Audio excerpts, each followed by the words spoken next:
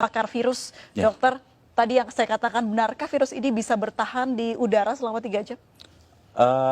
Asumsi bahwa dia bisa bertahan di udara dan ngambang-ngambang di mana-mana selama 3 jam, itu sama sekali salah. Oke. Virus itu perlu media untuk bisa bertahan hidup ya.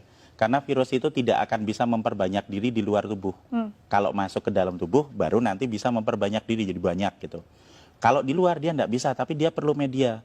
Nah, medianya yang paling cocok buat virus COVID-19 itu apa? Adalah di droplet.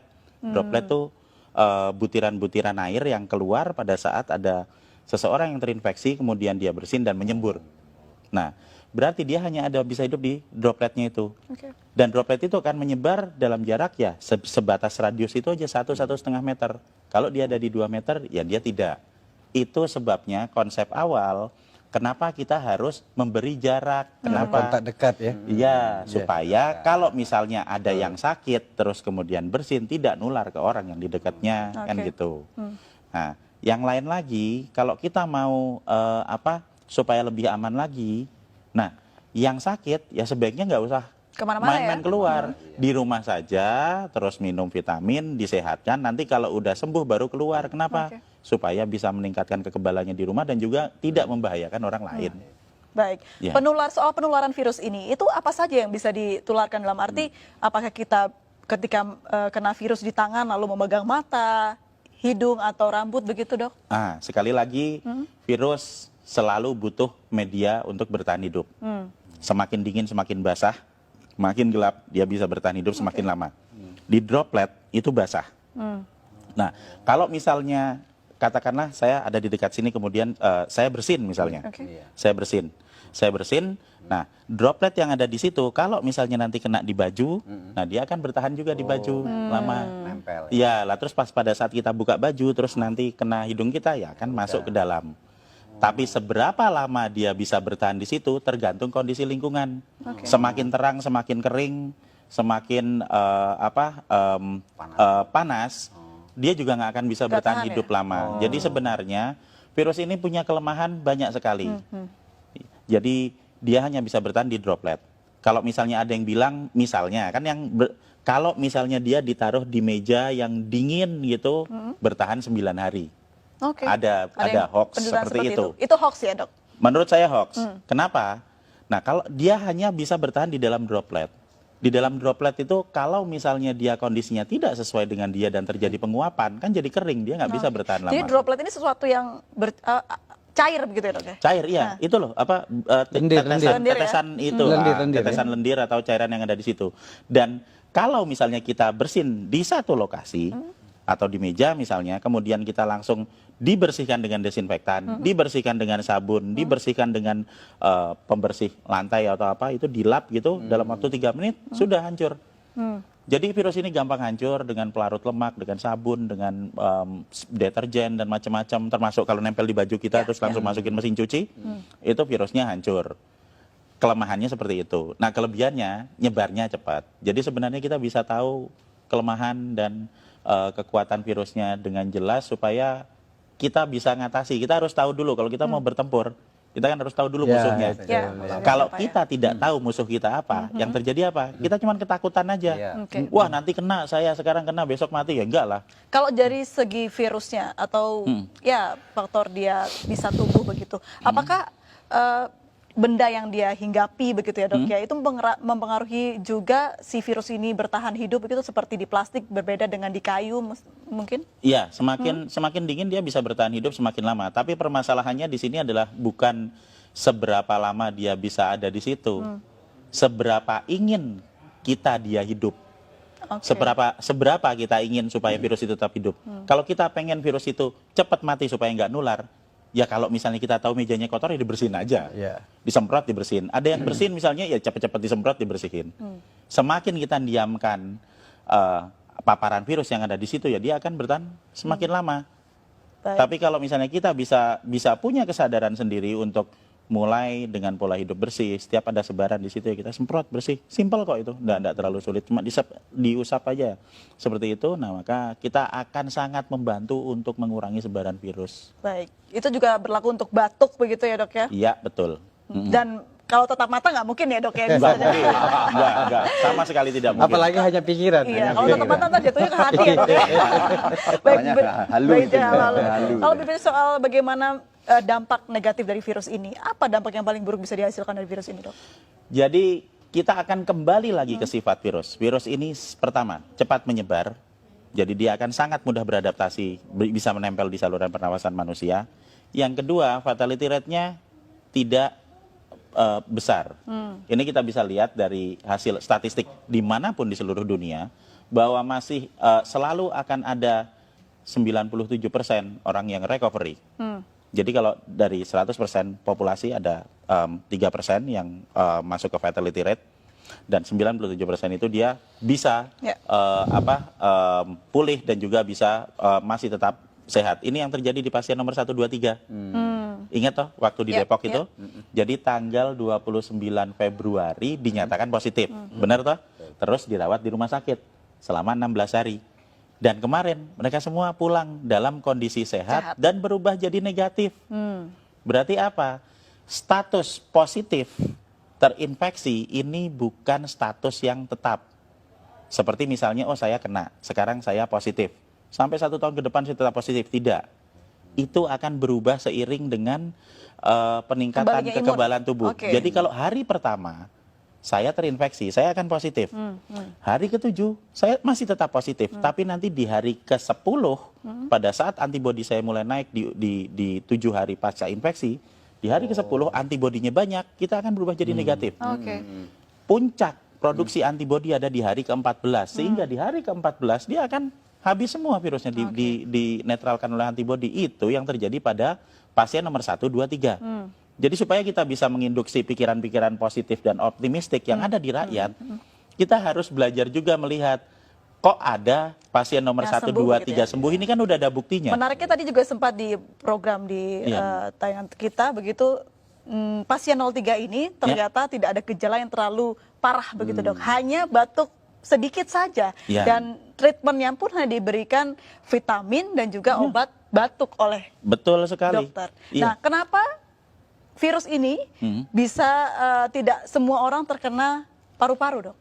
Nah, jadi kalau kita mau melihat keganasan virusnya, itu kita jangan melihat kita harus kembali ke struktur virusnya ya. Struktur virusnya lagi, sifat virusnya. Virus ini bentuknya tetap, dia akan menyerang ke semua manusia. Oke. Dia tidak berubah. Yang menyebabkan terjadinya perbedaan adalah di manusianya. Ada manusia yang sehat, yang memiliki saluran pernafasan yang sehat, sehingga pada saat terinfeksi, yang akan keluar adalah batuk, ya kan? Kemudian nanti bersin, pilek, kemudian dia demam sampai paling 5 hari. Dan kemudian di hari ke-7 dia akan mengalami recovery. Oke. Dan di hari ke-14 dia full sembuh, persis seperti pasien nomor 1, 2, 3. Tapi untuk orang-orang yang berada di dalam grup dengan resiko tinggi, misalnya yang udah berusia lanjut. Oke. Kalau orang usianya lanjut, kemudian dia nanti akan memiliki pengurangan dalam hal produksi antibodi karena usianya Ini udah lanjut. usia berapa tahun ke atas dok? 60 tahun? Di statistik itu dia ada di usia antara 70, 80. Itu di statistik datanya. Terus yang kedua, manusia dengan komplikasi penyakit, diabetik misalnya, atau hipertensi, atau stroke, gitu kan. Dan yang ketiga adalah manusia yang memiliki riwayat gangguan pernapasan. Oke. Misalnya TBC, misalnya bronkopneumonia, bisa jadi juga asma. Maksudnya adalah saluran pernapasannya sudah mengalami kerusakan Oke. sebelum ditempeli virus, sehingga pada saat ketempelan Lebih gampang, COVID-19 akan lebih parah. Itu yang menyebabkan terjadinya ada angka fatality rate 3%. Baik. Nah, jika kita akan fokus ke 3% ini, berarti kita akan berbicara mengenai grup dengan resiko tinggi, sehingga yang seharusnya lebih diperhatikan adalah yang di grup dengan resiko tinggi ini untuk dapat prioritas ke rumah sakit. Kenapa? Supaya rumah sakitnya nggak penuh, dokternya nggak repot, jadi nggak ada yang baru pertama kali kena sekarang baru demam sebentar terus waduh besok saya mati langsung ke dokter. Enggak seperti itu. Kita mendahulukan grup dengan resiko tinggi, sehingga tidak semuanya harus masuk rumah sakit. Nah, kita harus memberikan edukasi gimana caranya supaya kita bisa melawan virusnya yang ada di luar tubuh, meningkatkan antibodi yang ada di dalam tubuh secara mandiri, supaya kita semua nanti bisa ngatasi virusnya. Pertanyaannya, ketika seorang yang pasien positif sudah sembuh begitu, Ya. akankah dia bisa positif kembali? Ya, Bisa. bisa. Jadi kita berbicara mengenai masalah sebaran virus. Oke. Jadi satu hal yang harus kita pahami dulu, ini imunologi basic adalah bahwa kalau saya pernah kena virus, misalnya saya pernah kena virus COVID-19, nah tubuh saya akan punya data tentang virus ini. Sehingga pada saat nanti saya kena lagi, saya akan kebal. Pertama kali kena, antibodi saya akan keluar dalam waktu 7 hari untuk yang infeksi pertama. Tapi nanti begitu infeksi kedua saya kena lagi, itu nggak usah nunggu 7 hari karena sudah ada datanya di sel memori. Saya akan mengeluarkan dalam waktu 24 jam, sehari langsung kebal. Ini prinsip dasar kenapa kita semua harus divaksin. Oke. Jadi kita kasih virusnya dulu, dikenalin, supaya nanti kalau ada lagi, antibodi kita bisa keluar lebih cepat dan lebih banyak. Nah, jadi kalau misalnya saya sudah pernah kena, kemudian saya sembuh dalam waktu 14 hari, saya keluar ke kerumunan, dan di kerumunan ini ada orang yang sakit, kemudian saya kena lagi. Apakah saya bisa kena? Jawabannya ya, pasti ya. Kalau diambil sampel, apakah itu akan jadi positif? Ya, benar jadi positif. Tapi apakah infeksi kedua itu akan membuat saya sakit? Tidak, karena saya sudah punya antibodi. Dan kalau yang pertama tadi, mungkin kita ingat hari pertama positif, nanti hari ke-7 masih positif, hari ke-10 bisa jadi negatif. Yang pertama, infeksi pertama. Kalau sudah saya kena lagi, hari pertama positif, nanti hari ketiga bisa positif, hari keempat sudah negatif. Karena antibodinya sudah keluar. Jadi orang yang kena corona ini sudah positif berarti punya antibodi yang besar ya, Dok ya, ketika sudah sembuh tapi. Betul. Dan dengan memberikan vitamin E dan vitamin C, kita bisa memproduksi antibodi 2 sampai 3 kali lipat lebih banyak daripada normal. Ini kan berarti kuncinya adalah imunitas. Lalu seperti apa kita menjaga imunitas? Vitamin yang banyak, tidur yang cukup, apalagi, Dok? Jadi produksi antibodi yang normal itu akan bisa dicapai jika kita dalam kondisi yang fit. Berarti apa? Berarti kita ya makan yang benar, kemudian kita istirahat yang cukup. Karena semakin banyak kita bergadang, semakin banyak kita stres dan panik bahwa kita besok mati. Nah, itu ya. Itu akan sangat menurunkan produksi antibodi. Berarti gitu. panik benar menurunkan antibodi, Dok? Iya, Oke. bahkan kita jadi panik terus, kemudian kita jadi nggak tidur, Stres kemudian jadinya. kita mau minum nggak enak, makan nggak enak, iya kan? Takut Akhirnya, mati. iya kita kurang energi, akhirnya ya nggak ada produksi antibodi. Jadi sebenarnya dengan pola hidup yang sehat itu akan mampu membuat kita memproduksi antibodi secara normal. Dan pada saat ada dalam kondisi wabah, jika kita mengkonsumsi vitamin E dan vitamin C, kita akan memproduksi antibodi bisa 2 sampai 3 kali lipat dari produksi normal. Dan ini akan sangat-sangat membantu pada saat ada kondisi wabah virus. Dan yang paling utama lagi adalah sekali lagi panik dan stres itu tidak akan meningkatkan antibodi kita atau menyebabkan virus yang ada di luar menjadi berkurang. Meningkatkan antibodi dengan berpikir positif, dengan memiliki ilmu pengetahuan yang cukup bahwa sebenarnya virus ini bisa kita hadapi, kemudian konsumsi vitamin dan pola hidup bersih. Oke. Membunuh virus di luar tubuh dengan pola hidup bersih, meningkatkan antibodi di dalam tubuh untuk mengatasi virusnya.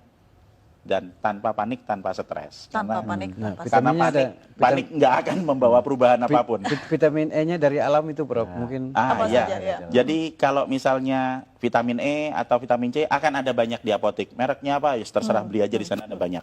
Kalau misalnya tidak ada, kita bisa menemui banyak vitamin E itu ada di kecambah atau tauge itu, Oke. brokoli. Kemudian ada di daun kelor, itu vitamin E-nya cukup banyak. Sementara vitamin C ya biasa ada di jeruk, ada di tomat, bahkan cabai itu vitamin C-nya cukup tinggi. Jadi jika kita bisa membeli yang dari apotek yang sudah diekstrak itu ya alhamdulillah. Kalau tidak bisa, apa yang ada di alam bisa kita pakai untuk meningkatkan kekebalan kita. Semua orang, semua penduduk bisa meningkatkan produksi antibodi dan semua orang berhak untuk hidup sehat.